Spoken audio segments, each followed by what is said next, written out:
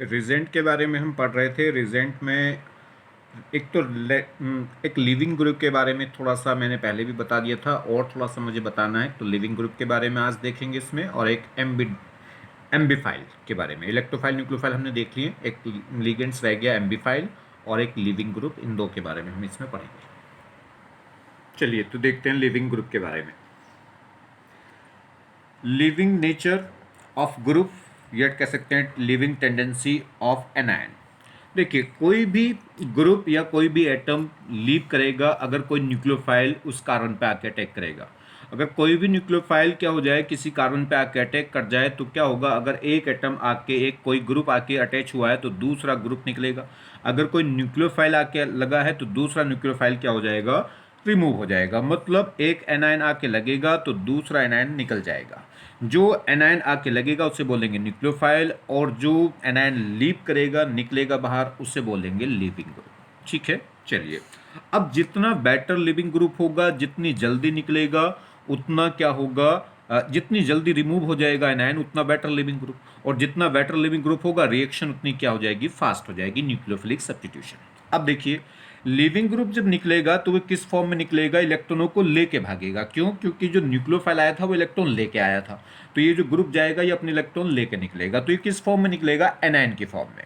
अब जो leaving group की फॉर्म में जो एनायन निकलेगा, वो एनायन जितना ज्यादा स्टेबल होगा उतनी जल्दी क्या हो जाएगा, रिमूव। और जितना ज्यादा स्टेबल उतनी जल्दी रिमूव होगा तो उतना क्या कहलाएगा, वेटर लिविंग ग्रुप, या कह सकते हैं उस ग्रुप की लिविंग नेचर उतनी ज्यादा होगी। ठीक है, तो जो लिविंग नेचर है वो डायरेक्टली प्रोपोर्शनल होगी स्टेबिलिटी ऑफ एनायन ग्रुप, या कह सकते हैं लिविंग ग्रुप। तो stability of leaving group of anion, anion leaving group, anion की फॉर्म में जो ग्रुप लीव करेगा वो जितना ज्यादा स्टेबल होगा, या कह सकते हैं जितना more stable anion will be more better, more leaving group, या कह सकते हैं मोर स्टेबल। तो जितना स्टेबल लिविंग ग्रुप होगा उतना ज्यादा वो लिविंग ग्रुप कब होगा ज्यादा स्टेबल, जब एनायन क्या होगा, मोर स्टेबल। तो more stable anion better leaving group, या कह सकते हैं उस ग्रुप की लिविंग नेचर क्या हो जाएगी, ज्यादा हो जाएगी।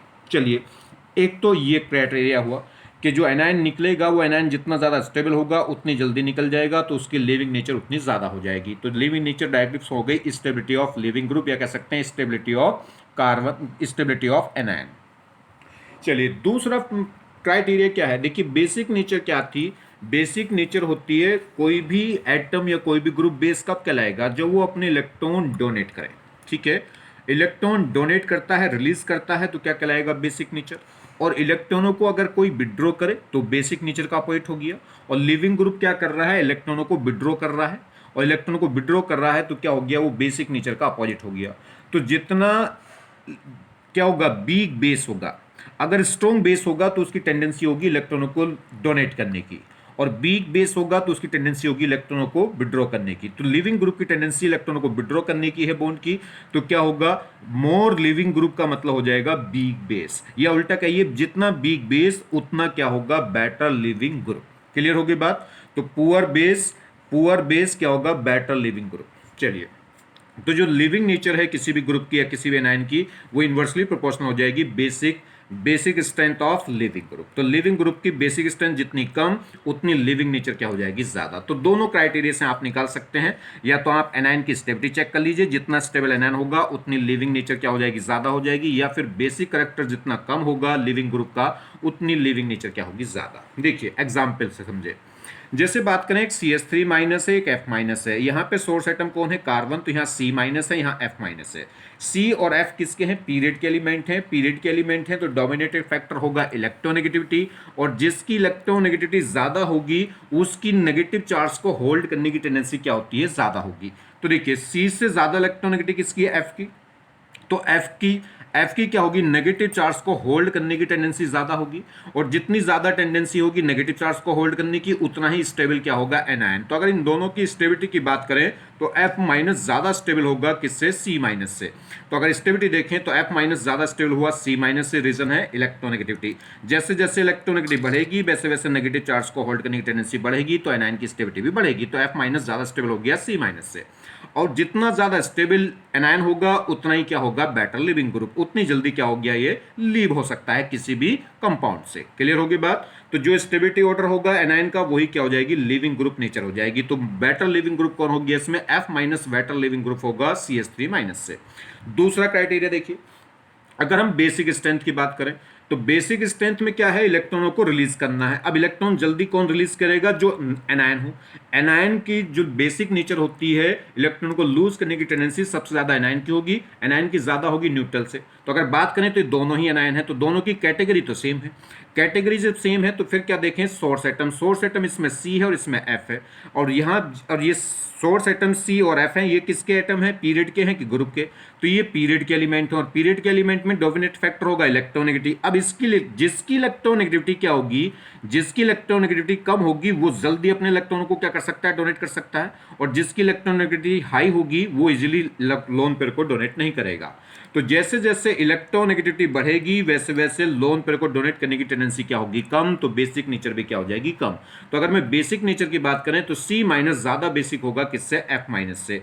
और जो जितना स्ट्रॉन्ग बेस होगा वो उतना ही क्या होगा, वीक लिविंग ग्रुप। तो strong base poor leaving group. Clear हो गई बात। तो अगर ये क्या है, स्ट्रॉन्ग बेस है, तो ये क्या होगा, पुअर लिविंग ग्रुप होगा। तो स्ट्रॉन्ग लिविंग ग्रुप कौन हो जाएगा, F माइनस। तो बेसिक नेचर क्या होगी, C माइनस। बेसिक स्ट्रेंथ देखें तो C माइनस की ज्यादा थी F माइनस से, तो लिविंग ग्रुप नेचर क्या हो जाएगी, इसकी रिवर्स होगी। तो इस केस में F माइनस क्या होगा, बेटर लिविंग ग्रुप हो जाएगा CH3 माइनस से।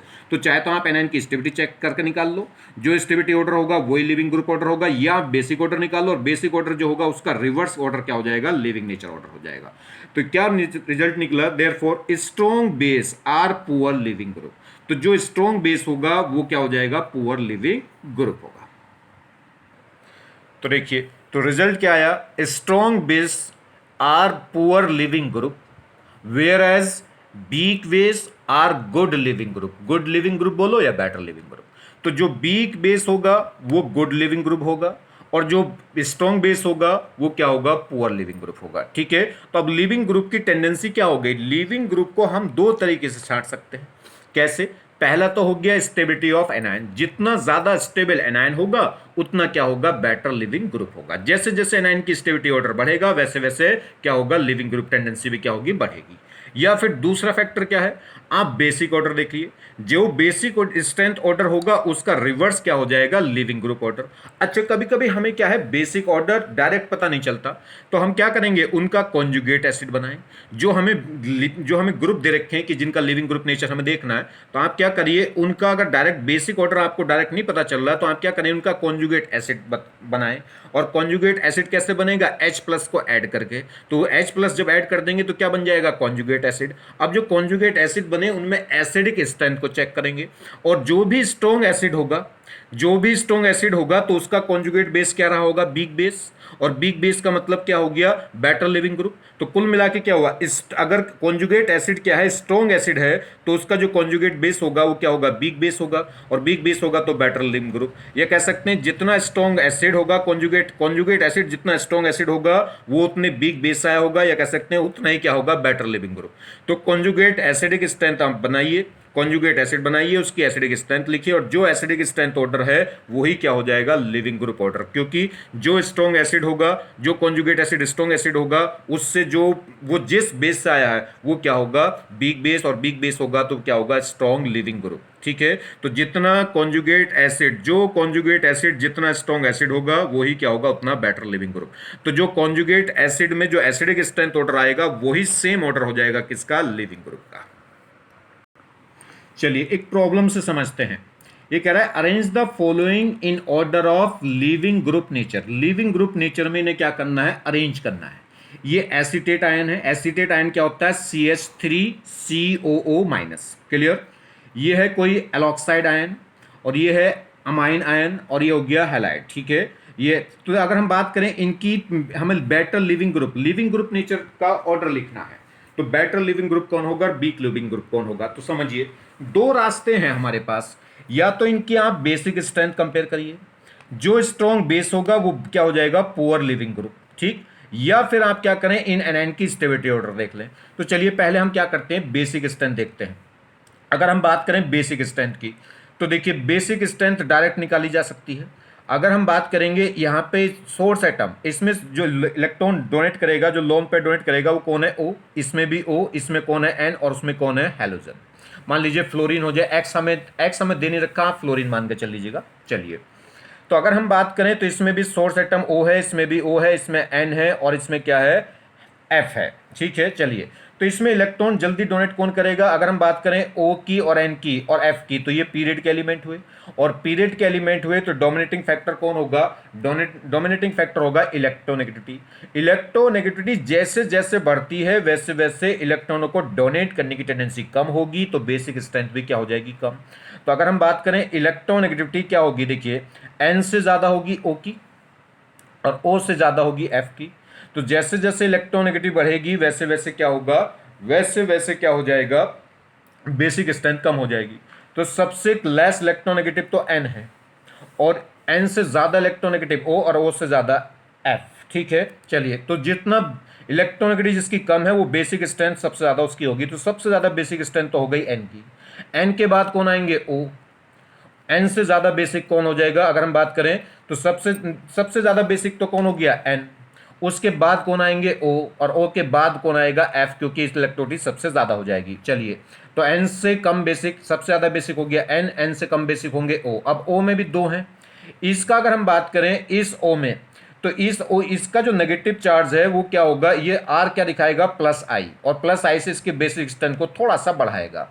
यहां देखें एसीटेट में क्या होगा? एसीटेट में होता है CH3C डबल बॉन्ड O, और ये आगे लगेगा एक O पे क्या होगा? माइनस। इसका जो माइनस है वो CO डबल बॉन्ड के साथ क्या करेगा? रेजोनेंस करेगा। तो ये जो इसका जो नेगेटिव चार्ज है वो क्या होगा? कॉन्जुगेशन में डीलोकलाइज होगा, या कह सकते हैं जो CO ग्रुप है वो क्या दिखाएगा? -M। तो जो एसीटेट आयन है वो इसके लिए -M दिखाएगा, और माइनस वाले बेसिक स्ट्रेंथ को क्या कर देंगे? कम कर देंगे।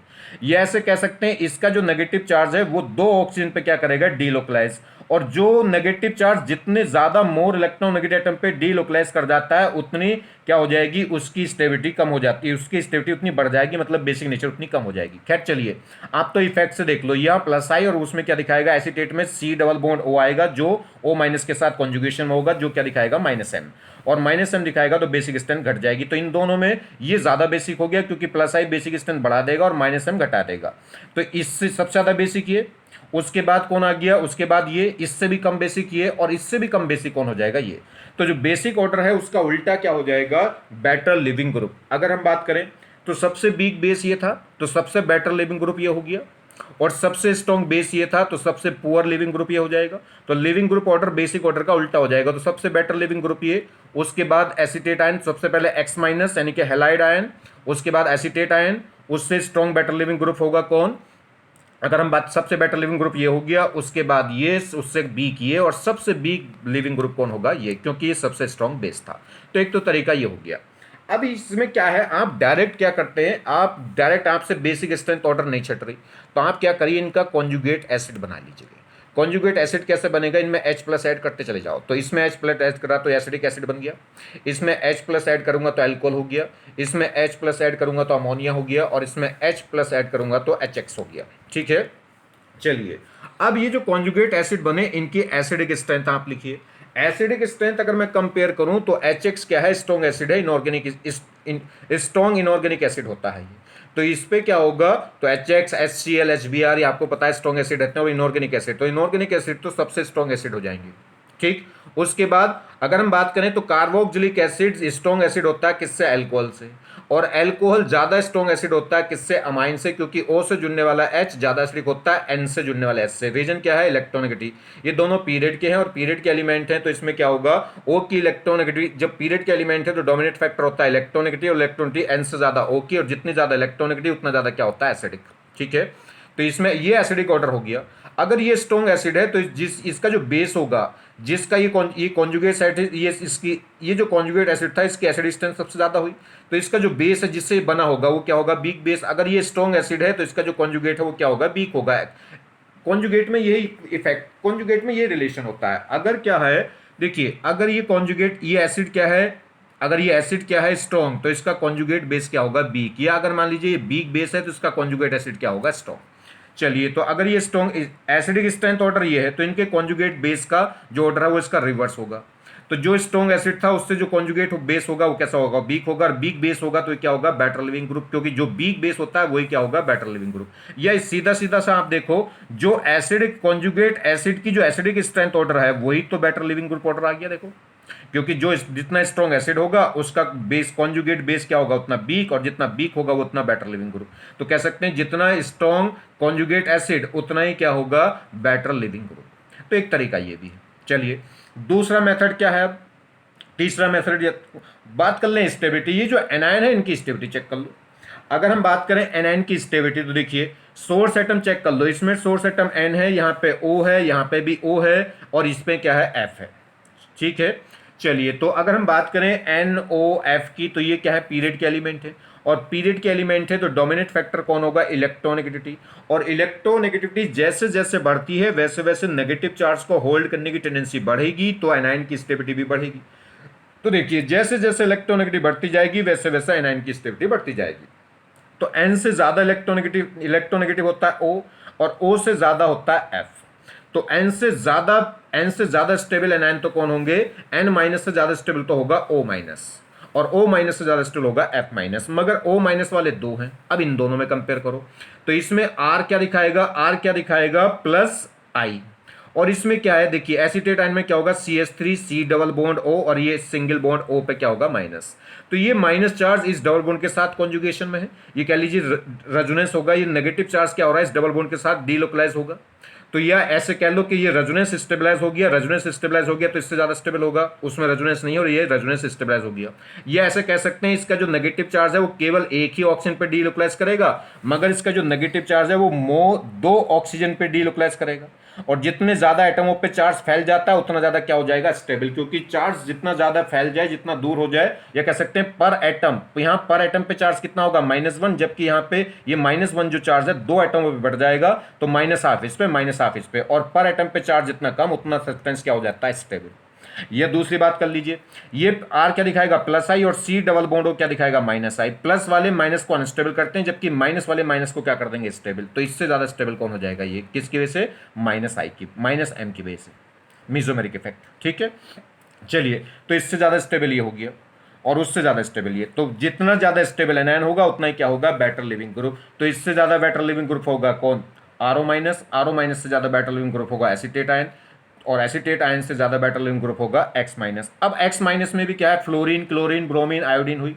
अगर इनमें आपस में कंपेयर करें तो इनमें क्या है, अगर इनकी स्टेबिलिटी की बात करें आप तो क्या होगा, ये ग्रुप के एलिमेंट हैं, ग्रुप के एलिमेंट हैं तो डोमिनेट फैक्टर कौन होगा, साइज। और साइज जैसे जैसे बढ़ता है वैसे वैसे चार्ज को होल्ड करने की टेंडेंसी बढ़ेगी, चाहे नेगेटिव चार्ज हो चाहे पॉजिटिव चार्ज हो, क्योंकि जैसे जैसे प्लस चार्ज, जैसे जैसे साइज बढ़ेगा वैसे वैसे कैपेसिटी बढ़ती है। अगर कैपेसिटर में चले जाएं फिजिक्स में तो वैसे वैसे चार्ज होल्ड करने की टेंडेंसी बढ़ेगी।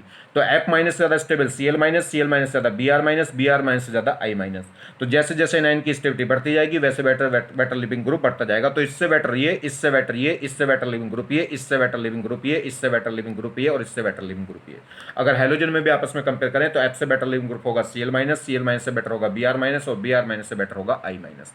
अब हमें जो 4 एलिमेंट दिए थे इनमें अगर स्टेबिलिटी बात करें तो स्टेबिलिटी N- से स्टेबल हो गया O-, में भी दो थे तो उसमें एलॉक्साइड से ज्यादा स्टेबल हो गया एसीटेट आयन, और O- से ज्यादा स्टेबल हो गया कौन, X-। तो ये स्टेबिलिटी हो गई किसकी, एनायन की, और यही क्या हो जाएगा, लिविंग ग्रुप की ऑर्डर हो जाएगा। जो स्टेबिलिटी ऑर्डर होगा एनायन का वही क्या होगा, लिविंग ग्रुप नेचर होगी। तो इससे बेटर लिविंग ग्रुप ये, इससे बेटर लिविंग ग्रुप ये, और इससे बेटर लिविंग ग्रुप ये। चलिए नेक्स्ट, अब ये बात करें देखिए रेट ऑफ न्यूक्लियोफिलिक सब्स्टिट्यूशन। अब ये न्यूक्लियोफिलिक सब्स्टिट्यूशन क्या है, कोई न्यूक्लियोफाइल आएगा और न्यूक्लियोफाइल आके कार्बन पे लग जाएगा, तो जब न्यूक्लियोफाइल आके लग गया तो क्या होगा, एक दूसरे लिविंग ग्रुप को निकलना पड़ेगा ही। ठीक है, अब क्या होगा, अगर हमारे पास क्या है, अगर हमारे पास क्या है, जो न्यूक्लियोफाइल अटैक कर रहा है वो भी सेम, और जिस कार्बन पर अटैक कर रहा है वो उस कार्बन की डिग्री भी सेम, तो फिर जो रेट है वो सिर्फ और सिर्फ किस पे डिपेंड करेगा, लिविंग ग्रुप पे। जितना ज्यादा बेटर लिविंग ग्रुप होगा उतनी रिएक्शन क्या हो जाएगी, फास्ट। देखिए सबसे पहले तो डोमिनेटिंग फैक्टर होता है जिस कार्बन पे न्यूक्लियोफाइल अटैक कर रहा है वो कार्बन की डिग्री कितनी ज्यादा है, वो जितना ज्यादा स्टेबल कार्बन कैटायन जनरेट करेगा उतना रिएक्शन का रेट क्या होगा, फास्ट। अगर कार्बन सेम है, मतलब एल्काइल ग्रुप सेम है, तो फिर हम चेक करते हैं जो कमिंग इनकमिंग जो न्यूक्लियोफाइल है उसकी न्यूक्लियोफिलिसिटी कितनी ज्यादा है। जितना ज्यादा न्यूक्लियोफिलिसिटी होगी न्यूक्लियोफाइल की, इनकमिंग न्यूक्लियोफाइल की, तो रेट उतना ही ज्यादा क्या होगा, फास्ट होगा। अगर इनकमिंग न्यूक्लियोफाइल भी जो अटैकिंग न्यूक्लियोफाइल है वो भी सेम हो जाए तो फिर अब रेट डिपेंड करेगा किस पे, लिविंग ग्रुप पे। लिविंग ग्रुप जितना बेटर होगा, जितनी जल्दी निकल के भाग जाएगा लिविंग ग्रुप, उतना ही क्या होगी, रिएक्शन का रेट फास्ट हो जाएगा। कौन सी रिएक्शन का, न्यूक्लियोफिलिक का। न्यूक्लियोफिलिक रिएक्शन क्यों है, न्यूक्लियोफिलिक देखिए सब्स्टिट्यूशन रिएक्शन क्या है, सब्स्टिट्यूशन रिएक्शन होती है कोई भी एटम रिप्लेस हो जाए किसी अनोदर एटम से। अगर कोई न्यूक्लियोफाइल रिप्लेस हो जाए किसी अनोदर न्यूक्लियोफाइल से तो वो कहलाती है न्यूक्लियोफिलिक सब्स्टिट्यूशन। कोई इलेक्ट्रोफाइल रिप्लेस हो जाए किसी अनोदर इलेक्ट्रोफाइल से तो वो कहलाती है इलेक्ट्रोफिलिक सब्स्टिट्यूशन। तो सब्स्टिट्यूशन का मतलब समझ गए, अगर जिसमें कोई भी एटम या कोई भी ग्रुप रिप्लेस हो जाए अनोदर एटम या ग्रुप से तो वो कहलाती है सब्स्टिट्यूशन। अगर जो रिप्लेस होने वाला अगर वो न्यूक्लियोफाइल है तो न्यूक्लियोफिलिक, और कोई इलेक्ट्रोफाइल है तो इलेक्ट्रोफिलिक सब्स्टिट्यूशन। तो रेट ऑफ न्यूक्लियोफिलिक सब्स्टिट्यूशन वो डायरेक्टली प्रोपोर्शनल होगा leaving group nature, leaving group nature की। जितना ज्यादा बेटर लिविंग ग्रुप होगा उतना रेट ऑफ न्यूक्लियोफिलिक सब्स्टिट्यूशन क्या हो जाएगा, फास्ट। मगर ये एप्लीकेबल कब होगा, लिविंग ग्रुप की टेंडेंसी के डायरेक्टली प्रोपोर्शनल कब होगा, जब इफ, तो इट इज कह सकते हैं is applicable only when incoming nucleophile and R part, जो कार्बन वाला पार्ट है, इज सेम। अगर वो कार्बन वाला पार्ट सेम है जिसपे न्यूक्लियोफाइल अटैक हो रहा है और इनकमिंग न्यूक्लियोफाइल सेम है, तब जो रेट है न्यूक्लियोफिलिक सब्स्टिट्यूशन का वो डायरेक्टली प्रोपोर्शनल होगा बेटर लिविंग ग्रुप नेचर के। और एक क्वेश्चन समझिए जैसे, arrange the following reaction in the order of rate. In reaction का रेट के ऑर्डर में अरेंज करना है कि किस रिएक्शन का रेट फास्ट है, किसका स्लो है। ठीक है, इन तीन रिएक्शनों को हमें रेट के ऑर्डर में अरेंज करना है। देखिए हमारे पास क्या है, हमारे पास क्या है, अगर हम बात करें इस न्यूक्लियोफाइल की, ये न्यूक्लियोफाइल अगर हम तीनों रिएक्शन में देखें, जो इनकमिंग न्यूक्लियोफाइल है वो बिल्कुल सेम, और न्यूक्लियोफाइल जिस कार्बन कैटायन पे क्या करेगा, अटैक करेगा, वो अगर जिस कार्बन कैटायन पर अटैक करेगा वो कार्बन भी क्या है, सब में सेम। ठीक, तो अब किस पे डिपेंड करेगा रेट, रेट डिपेंड करेगा लिविंग ग्रुप नेचर पे। और लिविंग ग्रुप क्या होगा, यही तो पार्ट लिविंग ग्रुप होगा। ये न्यूक्लियोफाइल इस कार्बन पर अटैक करेगा और ये बाहर निकलेगा, ये न्यूक्लियोफाइल इस पर अटैक करेगा और ये लिविंग ग्रुप बाहर निकलेगा, ये न्यूक्लियोफाइल इस कार्बन पर अटैक करेगा और ये लिविंग ग्रुप बाहर निकलेगा। अब इनमें से देखिए बेटर लिविंग ग्रुप कौन है, ये माइनस की फॉर्म में निकलेगा, जैसे निकलेगा तो एनायन की फॉर्म में, तो यह O minus O minus O minus. तो जिस एटम पे माइनस आ रहा है वो एटम तो सेम हुआ, O भी यहाँ भी O माइनस, यहाँ भी O माइनस, यहाँ भी O माइनस। जब सोर्स एटम सेम हुआ तो फिर देखिए एस करेक्टर भी सेम होगा, सिंगल बॉन्डेड हो, सिंगल बॉन्डेड हो, सिंगल बॉन्डेड हो।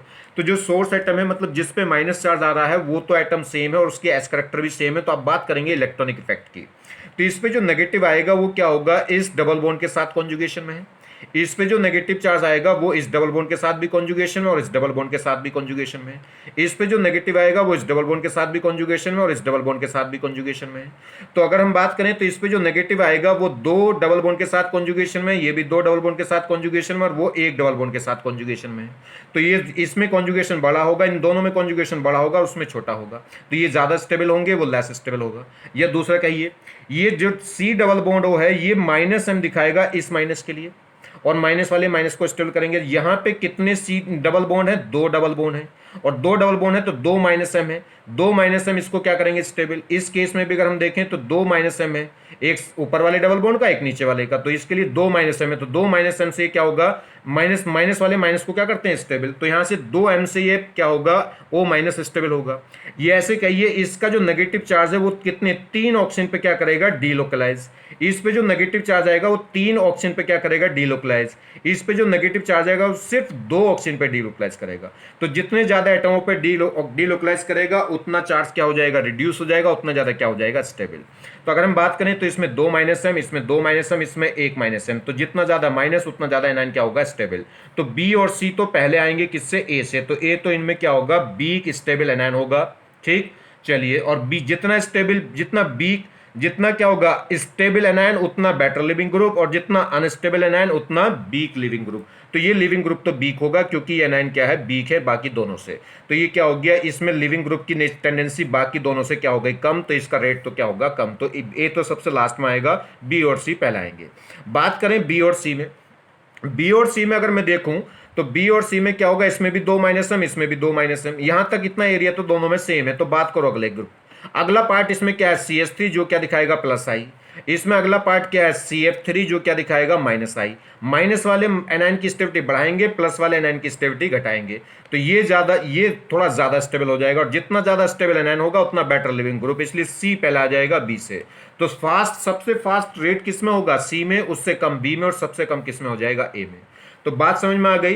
तो लिविंग ग्रुप जो नेचर है, जितना बेटर लिविंग ग्रुप होगा उतनी रिएक्शन क्या होगी, फास्ट। और लिविंग ग्रुप नेचर डायरेक्टली प्रश्न होगी स्टेबिलिटी ऑफ एनायन। और एनायन की स्टेबिलिटी अगर हम बात करें तो देखिए, इसमें जो O है वो 2 डबल बॉन्ड के साथ कॉन्जुगेशन में, इसमें जो O माइनस है वो भी 2 डबल बॉन्ड के साथ कॉन्जुगेशन में, और इसमें जो O माइनस है वो 1 डबल बॉन्ड के साथ कॉन्जुगेशन में। तो इससे ज्यादा स्टेबल तो ये दोनों होंगे।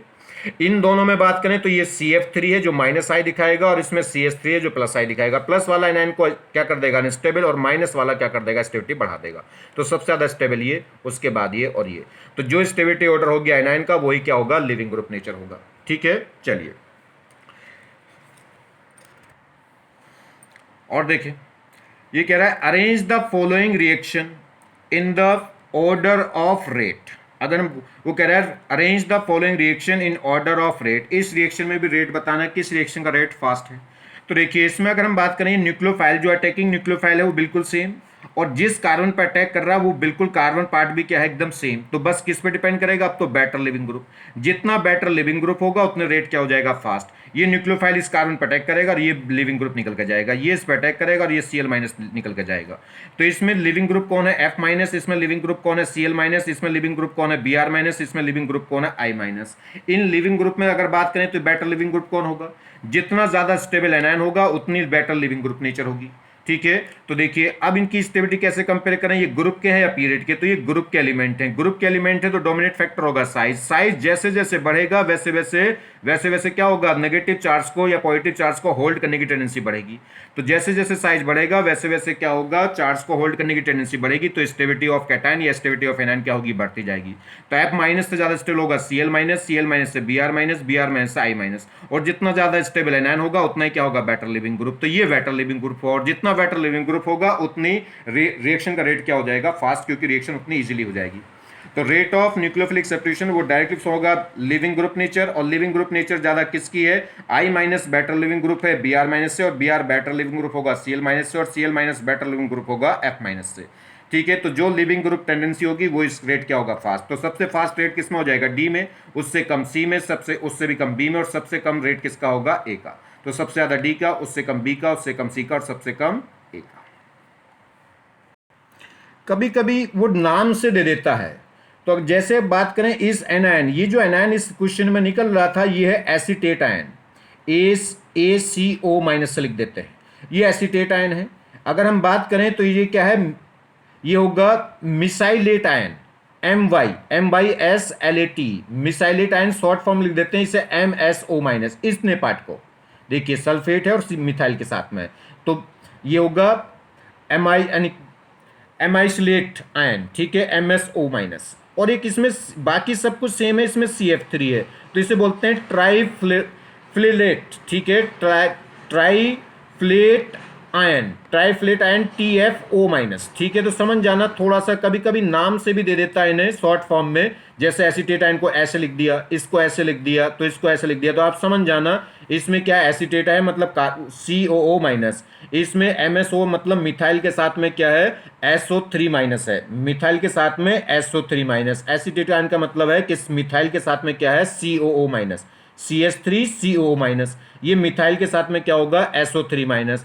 और ये क्या होगा, इसने लिख दिया ट्राई F मतलब CF3 के साथ में क्या होगा, SO3 माइनस। तो थोड़ा सा इसे समझ जाना। और ये बेटर लिविंग ग्रुप होते हैं, और इनमें इससे भी बेटर लिविंग ग्रुप होगा, एसीटेट से भी बेटर लिविंग ग्रुप होता है MSO माइनस, और MSO माइनस से भी बेटर लिविंग ग्रुप होता है TFO माइनस। ये तो आपस में तीनों की कंपेरिजन हो गई, मगर ओवरऑल देखें तो ओवरऑल तीनों ही क्या होते हैं, बेटर लिविंग ग्रुप होते हैं। चलिए, ये क्वेश्चन बड़ा इंपॉर्टेंट है, इसको बड़े ध्यान से समझना है।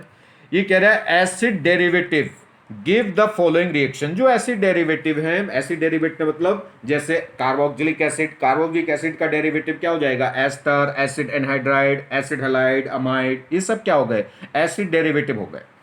तो देखिए RC double bond O Z, इससे तो रिप्रेजेंट करते हैं एसिड डेरिवेटिव को। Z, अगर ये Z पार्ट क्या हो जाए OH, तो ये क्या कहलाएगा, कार्बोक्सिलिक एसिड। अगर ये हो जाए Cl तो क्या होगा एसिड हैलाइड, अगर ये हो जाए OR तो ये हो जाएगा एस्टर, ये हो जाए OCOR तो क्या हो जाएगा एसिड एनहाइड्राइड। क्लियर? और ये हो जाए NH2 तो ये क्या हो जाएगा अमाइड। मतलब ये एसिड डेरिवेटिव को इस टाइप से रिप्रेजेंट करते हैं जिसमें जेड क्या है, ये लिविंग ग्रुप। अब क्या होगा, ये न्यूक्लियोफाइल इस पर अटैक करेगा, मतलब ये न्यूक्लियोफिलिक सेपरेशन रिएक्शन दिखाएंगे। जब ये न्यूक्लियोफाइल इस पर अटैक करेगा, ये न्यूक्लियोफाइल इस कार्बन पर अटैक करेगा तो एक लिविंग ग्रुप को निकलना पड़ेगा। अब कौन सा लिविंग ग्रुप निकल जाएगा, जो बेटर होगा, तो ये जेड माइनस क्या होगा, जेड माइनस यहां से रिमूव हो जाता है, तो न्यूक्लियोफाइल ऐड हो जाएगा और जेड माइनस क्या हो जाएगा से रिमूव, ये कहलाएगा लिविंग ग्रुप। अब ये जितना बेटर होगा, जितना अच्छा लिविंग ग्रुप होगा, उतनी रिएक्शन क्या होगी, फास्ट, ये कह सकते हैं, उतना ये एसिड डेरिवेटिव क्या होगा, मोर रिएक्टिव होगा। तो क्वेश्चन पूछ लेता है कि कौन सा एसिड डेरिवेटिव मोर रिएक्टिव है, तो जिसमें क्या होगा, ये जितना बेटर लिविंग ग्रुप होगा उतनी रिएक्शन फास्ट होगी, या कह सकते हैं उतना ही एसिड डेरिवेटिव क्या होगा, मोर रिएक्टिव। देखिए कैसे रिएक्शन होगी, मैकेनिज्म इसका। ये एसिड डेरिवेटिव है, इसमें क्या होगा, ये पोलर पाई बॉन्ड है, पोलर बाई बॉन्ड है, तो ये हमेशा बॉन्ड की टेंडेंसी किधर होगी, इलेक्ट्रॉनों की विड्रॉ करने की, तो इधर माइनस मोर इलेक्ट्रोनेगेटिव की तरफ, ये क्या होगा, इस पर माइनस, इस पे प्लस। तो ये क्या होगा, न्यूक्लियोफाइल तो किस पॉइंट को ढूंढता है, जहां पे क्या होगी, इलेक्ट्रॉन डेफिशिएंट हो, तो तुरंत क्या होगा, कार्बन कैटायन पे जाकर अटैक होगा। और जब इस पे जाकर अटैक हो जाएगा, तो जब ये अगर एक न्यूक्लियोफाइल आके अटैक हो गया, तो किसी ना किसी को तो निकलना है, तो यहां से क्या होगा, लिविंग ग्रुप निकलेगा, और लिविंग ग्रुप निकलेगा तो इस इलेक्ट्रॉनों के दोनों, इस बॉन्ड के दोनों इलेक्ट्रॉनों को लेके निकलेगा, तो ये जेड माइनस की फॉर्म में निकलेगा। जैसे ये जेड माइनस निकलेगा तो ये कार्बन प्लस हो जाएगा, और प्लस माइनस वापस फिर क्या बना देंगे, बॉन्ड बना देंगे, तो ये जेड माइनस रिमूव हो गया। और ये फाइनली ये जो प्रोसेस है न्यूक्लियोफाइल का अटैक करना, ये थोड़ा फास्ट होता है, और लिविंग ग्रुप का निकलना, यही प्रोसेस क्या होता है, इसमें स्लो स्टेप। तो यहां भी क्वेश्चन पूछा जा सकता है कि इस प्रोसेस में सबसे स्लो स्टेप कौन है, न्यूक्लियोफाइल अटैकिंग या लिविंग ग्रुप विड्रॉइंग। तो लिविंग ग्रुप का जो विड्रॉ होना है वही क्या है, यहाँ स्लोवेस्ट स्टेप होता है। चलिए, What will be the reactive order of the acid derivative? अब ये कह रहा है कि ये हमारे पास एसिड डेरिवेटिव है, इनकी रिएक्टिविटी ऑर्डर बताओ, किसके लिए, न्यूक्लियोफिलिक सब्स्टिट्यूशन रिएक्शन के लिए। नहीं भी बात कहेगा कि न्यूक्लियोफिलिक सब्स्टिट्यूशन के लिए, तो न्यूक्लियोफिलिक सब्स्टिट्यूशन के लिए ही आपको बतानी है। चलिए खैर, ये है एसिड हैलाइड, कोई हैलोजन हो गई X, ये क्या है एसिड एनहाइड्राइड, और ये क्या है एस्टर, और ये क्या है अमाइड। अगर हम बात करें एसिड हैलाइड में, तो लिविंग ग्रुप कौन होगा, X माइनस। इसमें बात करें एसिड हैलाइड में, तो देखिए आर सी डबल बॉन्ड होकर आगे जितना भी पार्ट है वो सब जेड है, तो जेड पार्ट इसमें कौन हुआ, ये। इसमें देखिए आर सी ओ को छोड़ के बाकी जेड पार्ट कौन हुआ, एक्स। इसमें देखिए एस्टर में तो आर सी ओ को छोड़ के बाकी जितना भी पार्ट होगा वो जेड होगा, लिविंग ग्रुप। अगर इसमें देखें अमाइड में, तो आर सी ओ को छोड़ के बाकी जितना भी पार्ट हो गया, यानी कि NH2, वो क्या हो गया, जेड ग्रुप। तो इसमें जो लिविंग ग्रुप है वो NH2 माइनस है, इसमें लिविंग ग्रुप होगा OR माइनस, इसमें लिविंग ग्रुप हो जाएगा एसीटेट आयन, देखिए RCO माइनस, और इसमें लिविंग ग्रुप हो जाएगा X माइनस। और अभी हमने देखा है living tendency of Z minus क्या होगी, सबसे ज्यादा किसकी होगी, X माइनस की, अभी हमने देखी है। उसके बाद क्या होगी, एसीटेट आयन की। उसके बाद किसकी हो जाएगी, क्या हो गया, एलॉक्साइड आयन। और लास्ट में क्या हो जाएगा, NH2।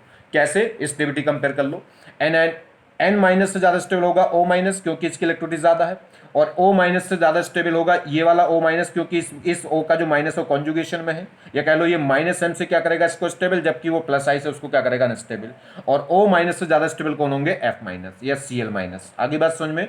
तो इससे बेटर लिविंग ग्रुप ये, इससे बेटर ये, और इससे बेटर ये। जितना बेटर लिविंग ग्रुप होगा तो उतनी रिएक्टिविटी क्या होगी, फास्ट, तो उतना ही सब्सटेंस एसिड डेरिवेटिव क्या होगा, मोर रिएक्टिव।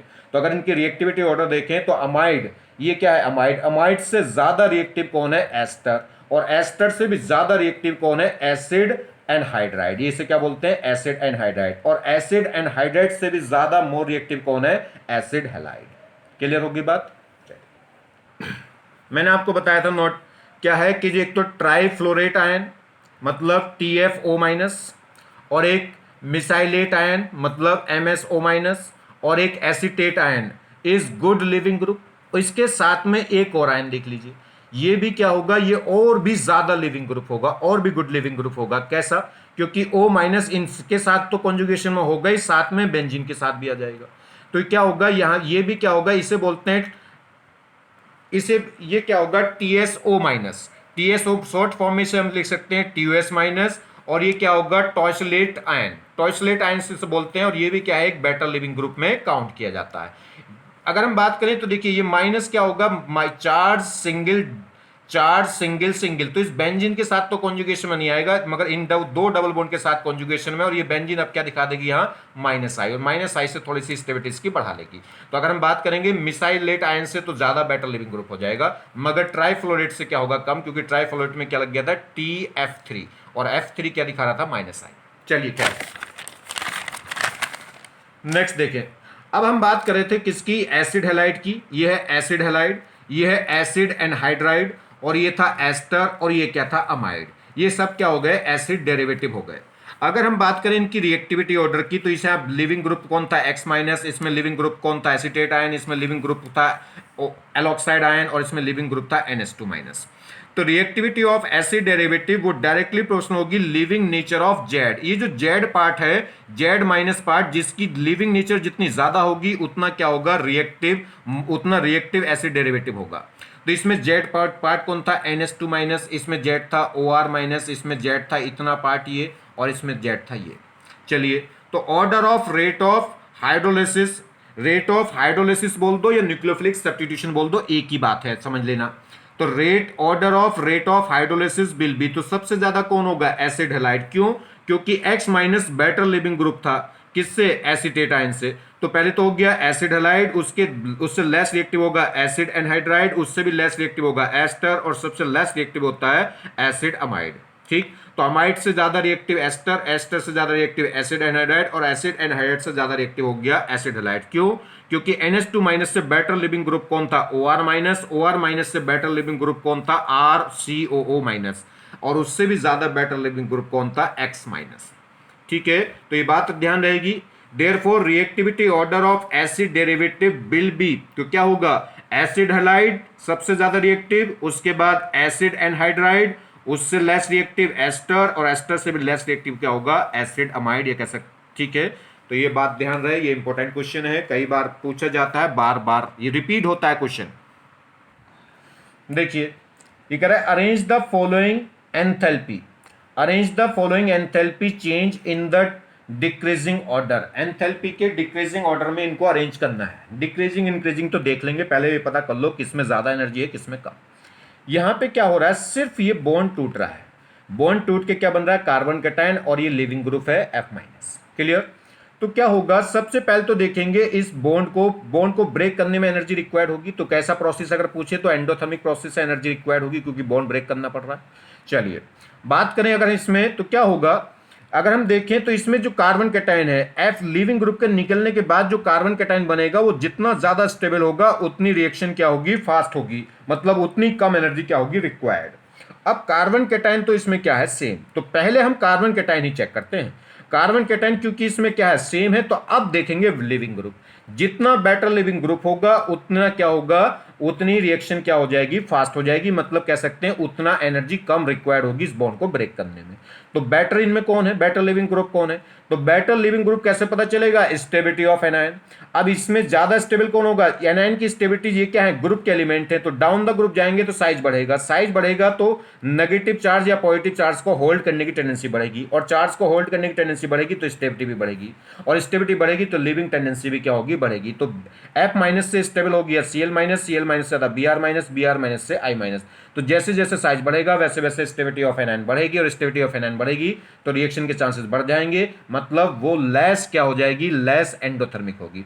तो इस प्रोसेस में एनर्जी कम रिक्वायर्ड होगी, उस प्रोसेस में एनर्जी सबसे ज्यादा रिक्वायर्ड होगी। अगर मैं मैग्नीट्यूड की बात करूं तो डेल्टा H का मैग्नीट्यूड सबसे ज्यादा होगा, डेल्टा H2 का थोड़ा और कम, डेल्टा H3 और भी कम, और डेल्टा H4 सबसे कम। ये आंसर होगी। क्लियर होगी बात। तो देखिए इजी ऑफ रिएक्शन, तो इजी ऑफ रिएक्शन वो डायरेक्टली प्रश्न होती है स्टेबिलिटी ऑफ एनायन। जो प्रोडक्ट की तरफ जो एनायन बनेगा वो जितना ज़्यादा क्या होगा, स्टेबल होगा, उतनी आसानी से बनेगा, तो उतनी कम एनर्जी क्या होगी, रिक्वायर्ड। या कह सकते हैं, या तो स्टेबिलिटी ऑफ एनायन ले लो, या कह सकते हो लिविंग नेचर ऑफ एनायन। जितना बेटर लिविंग ग्रुप होगा उतनी जल्दी रिमूव हुआ होगा, उतनी जल्दी क्या हो गया होगा, बॉन्ड ब्रेक होगा, तो उतनी एनर्जी क्या होगी, कम रिक्वायर्ड होगी। तो इसमें जो एंथैल्पी है वो इन्वर्सली प्रोपोर्शनल हो जाएगी। अब जो एंथैल्पी रिक्वायर्ड है वो क्या होगा, इन्वर्सली प्रोपोर्शनल होगी इजी ऑफ रिएक्शन के। रिएक्शन जितनी इजी हो रही होगी उतना बॉन्ड आसानी से टूट गया होगा, तो उतनी एंथैल्पी क्या होगी, कम। तो इसलिए एंथैल्पी चेंज इन्वर्सली प्रोपोर्शनल होगी इजी ऑफ रिएक्शन। और रिएक्शन इजी कब होगी, जितना स्टेबल एनायन बने, या कह लो जितना एनायन क्या होगा, बेटर लिविंग ग्रुप नेचर हो। क्लियर हो गई बात। देखिए बात करें एम्बिफाइल की, इलेक्ट्रोफाइल पढ़ लिया, न्यूक्लियोफाइल पढ़ लिया, अब देखते हैं एम्बिफाइल। एम्बिफाइल क्या है, ambiphile are the reagents which can behave as a nucleophile as well as electrophile. तो ऐसा कोई भी स्पेसीज, ऐसा कोई भी रिएजेंट जो इलेक्ट्रोफाइल की तरह भी बिहेव करे और न्यूक्लियोफाइल की तरह भी बिहेव करे, वो क्या कहलाता है? एम्बीफाइल। द रिएजेंट विच हैव, ऐसा कोई भी रिएजेंट जो क्या हो, पाई बॉन्ड रखे दो डिफरेंट एटम के बीच में, दो डिफरेंट एटम के बीच में पाई बॉन्ड हो, चाहे वो डबल बॉन्ड की वजह से हो चाहे वो ट्रिपल बॉन्ड की तरह से हो, वो क्या होंगे? एम्बीफाइल शो करेंगे। तो कैसे पता करेंगे कौन एम्बीफाइल है? तो जिसमें भी क्या होगा, सी डबल, क्या होगा, डिफरेंट एटम के बीच में क्या हो जाए? Multiple bond. जैसे कार्बोनिल कंपाउंड है, सी डबल बॉन्ड हो, या साइनाइड है, सी ट्रिपल बॉन्ड एन, यह क्या हो जाए? सी डबल बॉन्ड एन, ठीक है, यह क्या हो जाए? C double bond S. अगर इस टाइप की कोई भी यूनिट अगर इसमें क्या है, मिलती है, तो वो क्या होगा? अगर किसी भी कंपाउंड में इस टाइप की यूनिट अगर हमें मिलती है, तो वो मॉलिक्यूल्स कैसे काम कर सकता है? एम्बीफाइल की तरह, मतलब इलेक्ट्रोफाइल भी और न्यूक्लियोफाइल भी। तो कहने का फाइनल आंसर क्या है कि दो डिफरेंट एटमों के बीच में अगर डबल या ट्रिपल बॉन्ड हो, तो वो क्या होगा? एम्बीफाइल की तरह काम करेगा। क्यों करेंगे एम्बीफाइल की तरह काम? तो समझिए। जैसे अगर हम बात करें सी डबल बॉन्ड ओ की, तो इसमें क्या होगा? इन दोनों के बीच में इलेक्ट्रोनेगेटिव डिफरेंस जीरो तो है नहीं, क्योंकि ओ की इलेक्ट्रोनिटी ज्यादा है किससे? सी से। तो ये बॉन्ड की जो पोलैरिटी है वो किधर होगी? मोर इलेक्ट्रोनेगेटिव एटम की तरफ। तो बॉन्ड की जो शिफ्टिंग होगी, इलेक्ट्रॉनों की जो शिफ्टिंग होगी, वो मोर इलेक्ट्रोनेगेटिव एटम की तरफ होगी। तो ये स्लाइटली माइनस और ये स्लाइटली पॉजिटिव। तो इसका ये जो पोर्शन है, ये जो पार्ट है, ये नेगेटिवली चार्ज है, तो इसका मतलब यहाँ पे एक्सेस ऑफ इलेक्ट्रॉन है। तो कैसे काम कर जाएगा? न्यूक्लियोफाइल की तरह। और ये वाला पार्ट कैसे काम कर जाएगा? यहाँ पे इलेक्ट्रॉनों की डेफिशिएंसी है, तो इलेक्ट्रोफाइल्स की तरह। तो इलेक्ट्रोफाइल्स की तरह भी काम कर सकता है और न्यूक्लियोफाइल्स की, मतलब न्यूक्लियोफाइल को भी ले सकता है, और इलेक्ट्रोफाइल आएगा तो इस पर चिपक जाएगा और न्यूक्लियोफाइल आएगा तो इस पर। सेम कहानी। तो यहां पे क्या होगा? मोर इलेक्ट्रोनेगेटिव एटम की तरफ शिफ्टिंग हो जाएगी, तो इस पर स्लाइटली माइनस, इस पर स्लाइटली प्लस। तो इस पे दोनों पोलैरिटी जनरेट है, पॉजिटिव भी और नेगेटिव भी, दोनों पार्ट प्रेजेंट है। तो ये न्यूक्लियोफाइल की तरह काम भी कर सकता है और इलेक्ट्रोफाइल की तरह। सेम कहानी सी और एन के बीच में। मोर इलेक्ट्रोनेगेटिव एटम कौन है? एन। तो एन की तरफ शिफ्टिंग हो जाएगी, तो इधर माइनस इधर प्लस। तो जब कभी भी पाई बॉन्ड टूटेगा, जब भी कोई रीजेंट क्या होगा, इस पर अटैक करेगा, तो ये बॉन्ड टूट जाएगा तुरंत, इधर इधर माइनस हो जाएगा, इधर प्लस। अगर कोई आने वाला इलेक्ट्रोफाइल है तो यहाँ जुड़ गया होगा, और आने वाला कोई न्यूक्लियोफाइल है तो इस पर जुड़ जाएगा। सेम कहानी है। क्लियर होगी बात? एक थोड़ा सा एक और कंपाउंड है एजुलीन। एजुलीन के बारे में थोड़ा समझिए। ये क्या है? नेप्थलीन का एक आइसोमर्स है। नेप्थलीन तो जानते हो, जब दो बेंजीन आपस में जुड़ी हो तो उसे बोलते हैं नेप्थलीन। तो नेप्थलीन का ये क्या है? एक आइसोमर्स है। तो ये कौन? एजुलीन। तो एजुलीन क्या है? नेप्थलीन का एक आइसोमर्स है। जरा समझो इसके बारे में। इसमें क्या है? ये एक 7 मेंबर रिंग है और एक ये 5 मेंबर रिंग है, और डबल बॉन्ड वही है कितने? 5, जितने नेप्थलीन में होंगे। अगर हम बात करें तो डबल सिंगल सब कॉन्जुगेशन में है। अगर मैं इसको तोड़ूं, देखिए डबल सिंगल डबल, तो ये कॉन्जुगेशन में है, तो किधर को भी तोड़ लो, उधर या इधर। मान लीजिए मैंने इसको इधर तोड़ा, तो क्योंकि रेजोनेंस तो ये करेंगे, तो जब ये बॉन्ड इधर टूटेगा तो वैसे ही टूट जाएगा। तो यहां बन जाएगा डबल बॉन्ड, इस पर आएगा माइनस और इस पे क्या आ जाएगा? प्लस। तो यहां माइनस आ गया, यहां प्लस। ये negative charge further double bond के साथ कॉन्जुगेशन होगा, तो इलेक्ट्रॉन, ये नेगेटिव चार्ज इलेक्ट्रॉन यहां और वो बॉन्ड इधर, तो यहां आ जाएगा नेगेटिव और यहां बन जाएगा डबल। ठीक है, यहां डबल वहां नेगेटिव। अब देखिए ऐसी डबल सिंगल डबल, ये भी कॉन्जुगेशन है। इसको तोड़ा हमने यहां से, तो यहां नेगेटिव आ जाएगा, यहां पॉजिटिव आ जाएगा, और बीच में क्या बन जाएगा? ये डबल बॉन्ड। बीच में डबल बॉन्ड, यहां नेगेटिव यहां पॉजिटिव। ये नेगेटिव फर्दर फिर डबल बॉन्ड के साथ है। तो अगर हम बात करें इसको, तो ये आगे ब्रेक होगा, तो जैसे ही ये देगा वैसे ही पाई बॉन्ड यहां टूट जाएगा। कॉन्जुगेशन देखिए 4 सिंगल डबल, तो यहां पे क्या आ जाएगा? डबल बॉन्ड, और ये सिंगल बॉन्ड रहेगा, यहां क्या आ जाएगा? माइनस। तो यहां पे क्या आ जाएगा? यहां तो चार्ज खत्म हो जाएगा, यहां आ जाएगा डबल बॉन्ड, ये सिंगल बॉन्ड रहेगा, यहां क्या आ जाएगा? माइनस। और ये माइनस प्लस क्या बना देंगे? बॉन्ड। तो यहां भी बॉन्ड बन गया होगा पाई बॉन्ड, यहां भी बॉन्ड बन गया होगा, और एक बॉन्ड ये आ गया होगा बीच में, ये वाला बॉन्ड पाई बॉन्ड, ये नहीं होगा। ठीक है, तो एक ये होगा। ठीक, तो देखिए अब जरा थोड़ा सा समझें। ये 5 मेंबर रिंग है नेगेटिव चार्ज के साथ, और कितने डबल बॉन्ड ले रही है? 2। तो 1 2 3 कितने पेयर हो गए? 3 पेयर। और 3 ऑड पेयर का मतलब क्या हो गया? ये एरोमेटिक। ये 7 मेंबर रिंग है, किसके साथ? प्लस चार्ज के साथ। तो देखिए 1 2 3 3 पेयर है, नहीं कि ऑड पेयर है, तो ये भी क्या हो गया? एरोमेटिक। और मैंने आपको बताया था 7 मेंबर रिंग में प्लस वाला इसे क्या बोलते हैं? अगर हम बात करेंगे तो ये एक एरोमेटिक कंपाउंड, और ये स्पेशल था ट्रिपोलियम। इसमें 7 रेजोनेटिंग स्ट्रक्चर बन रहे थे और सातों के सातों आइडेंटिकल थे, और एरोमेटिक था, तो बहुत ज्यादा स्टेबल कार्बन कैटायन बन गया था। और इसमें बात करें तो ये क्या हो गया था? ये क्या बन रहा है? Cyclopenta dienyl, cyclopenta diene ion. तो साइक्लोपेंटीन 5 कार्बन है साइकिल में, तो साइक्लोपेंटा, और 2 डबल बॉन्ड है तो डाइइन, और आयन नेगेटिव चार्ज है तो आयन। ये एनायन बोल सकते हैं। और ये क्या था, इसे बोलते थे ट्रपोलियम। 7 मेंबर रिंग में ऑल्टरनेट डबल सिंगल बॉन्ड हो प्लस चार्ज के साथ, तो इसे बोलते थे ट्रपोलियम आयन। और ये भी एरोमेटिक था, ये भी एरोमेटिक था। इसमें 7 member ring, identical aromatic structure, resonating structure बन रही थी, आइडेंटिकल कितनी 7, तो बहुत ज्यादा स्टेबल थे और एरोमेटिसिटी गेन। तो इसमें ये भी साइकिल एरोमेटिक है, वो साइकिल भी एरोमेटिक है। तो देखिए, तो एजुलिन क्या है, कह रहा है azulene is the considered as the combination of tropylium and cyclopentadiene anion. एक तो ट्रपोलियम और एक साइक्लोपेंटाडाइईन एनायन का क्या है, कॉम्बिनेशन है।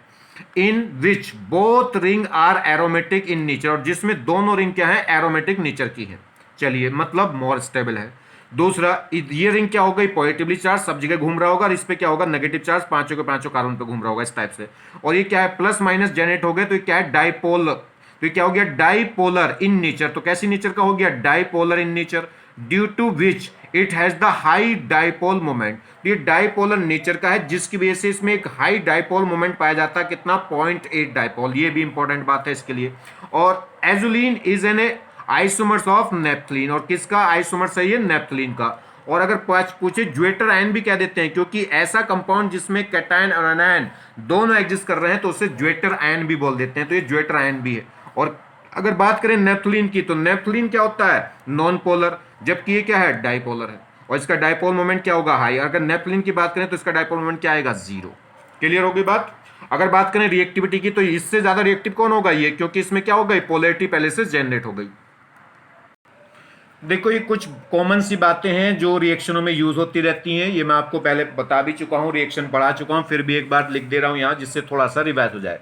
जैसे क्लेमेंशन रिडक्शन, क्लेमेंशन रिडक्शन या वुल्फ-क्रेस्नर रिडक्शन, उसमें दोनों में क्या था, कार्बोनाइल कंपाउंड रिड्यूस होता था कोरस्पॉन्डिंग एल्केन में, मतलब पूरा ऑक्सीजन क्या हो जाता था, हट जाता था। और क्या रीजन डालते थे, ZnHg का मिक्सर डालते थे किसी भी कंसंट्रेटेड एसिड की प्रेजेंस में।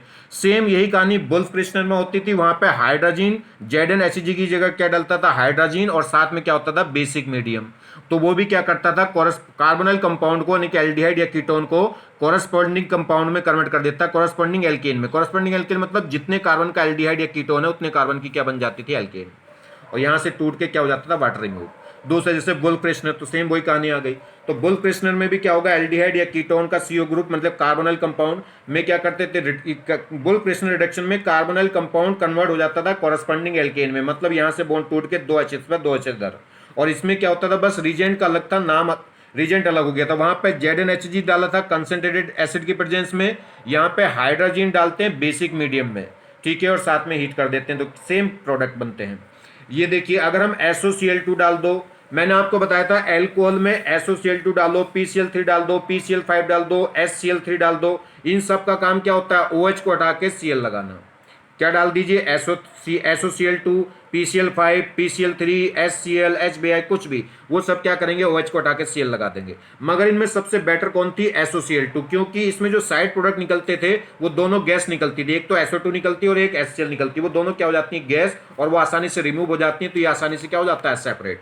यहाँ देखिए, सेम कहानी, अगर यही रिएक्शन क्या हो जाए, अल्कोहल की जगह एसिड डेरिवेटिव में हो जाए, कार्बोजिक एसिड में, तो कार्बोजिक एसिड में भी जैसे वहां से OH हट के Cl लग रहा था, सेम कहानी क्या होगी, तो SOCl2 या PCl5 केवल अल्कोहल में ही नहीं आती, कार्बोक्सिलिक एसिड में भी आ जाती है। ये कम लोगों को मालूम है। तो यहाँ पे क्या होगा, ये OH को हटा के, बिल्कुल सेम वही रिजेंट है, तो OH को हटा के क्या लगा देगी, Cl, क्या बन जाएगा, एसिड हैलाइड।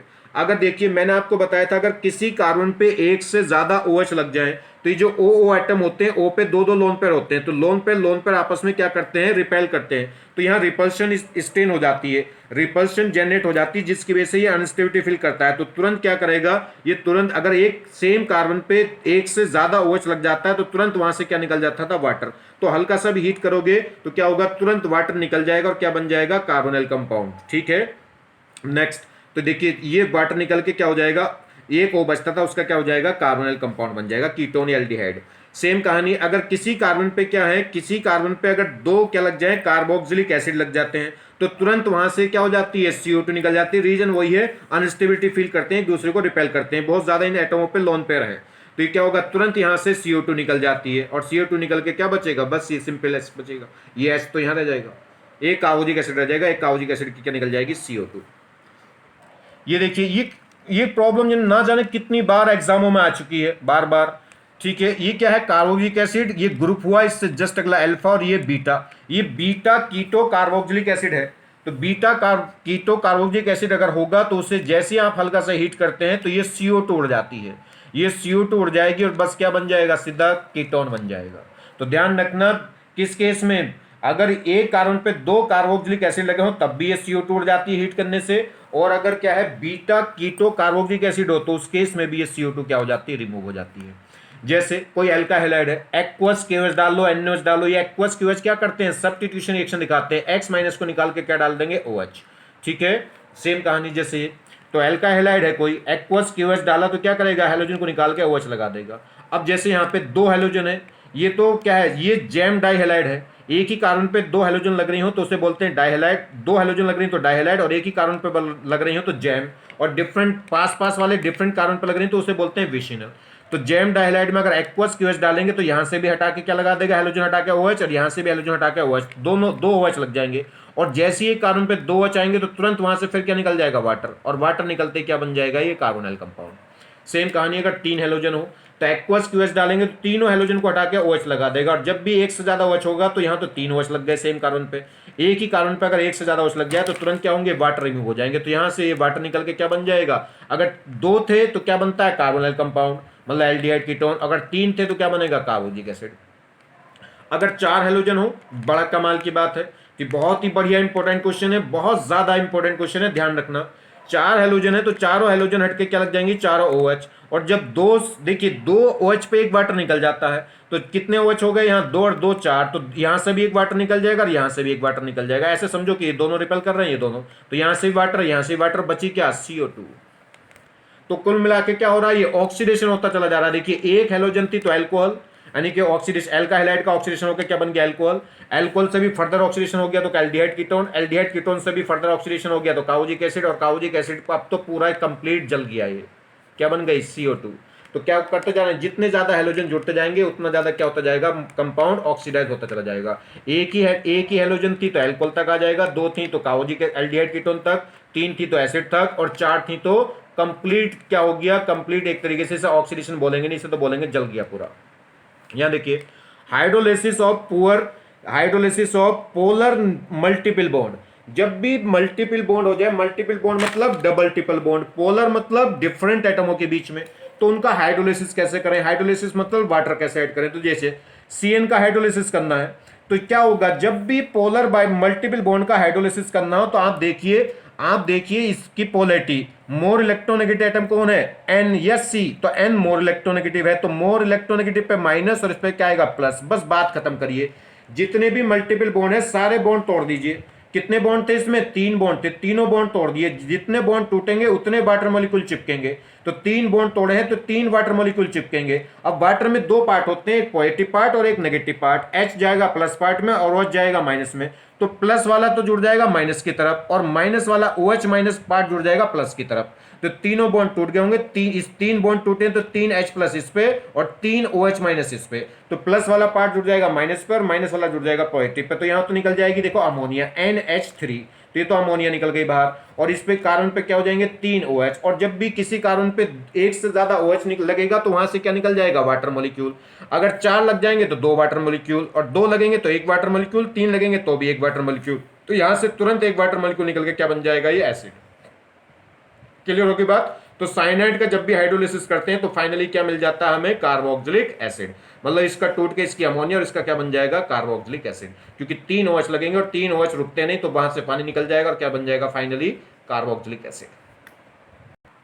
देखिए जैसे C डबल बॉन्ड N है तो इसमें क्या होगा, मोर इलेक्ट्रोनेगेटिव छांटी कौन है, N की इलेक्ट्रोनिटी ज्यादा तो इस पे होगा माइनस और C पे क्या होगा, प्लस, तो इस C पे क्या आएगा, प्लस। क्लियर। अब देखिए तो माइनस की तरफ तो क्या आ जाएगा, प्लस वाला पार्ट H प्लस, और माइनस प्लस की तरफ कौन आ जाएगा, OH माइनस, क्योंकि वाटर में दो पार्ट होंगे H प्लस और OH माइनस। क्लियर होगी बात। चलिए तो माइनस की तरफ तो H प्लस, तो यहाँ पे देखिए NH और दो H आ गए तो ये NH थी तो ये निकल गया, और इस कार C पे कितने OH लग जाएंगे, दो OH, और जब दो OH लगेंगे तो यहाँ से एक वाटर मॉलिक्यूल निकलेगा और एक वाटर मॉलिक्यूल निकल जाएगा तो क्या बन जाएगा, एल्डिहाइड कीटोन। जब कार्बन पे 2 OH होते हैं तो क्या किस में कन्वर्ट हो जाएगा, एल्डिहाइड कीटोन में। 3 होते हैं तो कार्बोजिक एसिड में, और 4 OH होते हैं तो किस में कन्वर्ट हो जाता है, CO2 में। सेम कहानी। तो ये क्या होगा, ये माइनस ये प्लस, तो माइनस की तरफ जुड़ जाएंगे H प्लस और प्लस की तरफ जुड़ जाएंगे OH माइनस। कितने जुड़ेंगे, 2 बॉन्ड थे, मल्टीपल बॉन्ड में 2 बॉन्ड थे तो दोनों टूट जाएंगे, दो वाटर, जितने बॉन्ड टूटेंगे उतने ही वाटर मॉलिक्यूल जुड़ेंगे। तो इधर H जुड़ जाएंगे तो क्या निकल जाएगा, H2S, और इधर 2 OH जुड़ेंगे, एक कार्बन पे 2 जुड़ेंगे तो हाथों हाथ वाटर भी निकलेगा, और वाटर भी निकल जाएगा तो क्या होगा, CO2। अच्छा, एक क्वेश्चन और पूछ सकता है आपसे, पूछ लेगा कि इसका हाइड्रोलिसिस करने में टोटल कितने वाटर मॉलिक्यूल यूज हो रहे हैं। तो हमने जोड़े कितने, 2 बॉन्ड टूटे तो 2 वाटर मॉलिक्यूल जोड़े, मगर जैसी 2 OH इस पर लगेंगे तो एक वाटर मॉलिक्यूल वापस क्या हो जाता है, निकल जाता है। तो कुल मिला के एक ही वाटर मॉलिक्यूल जुड़ा।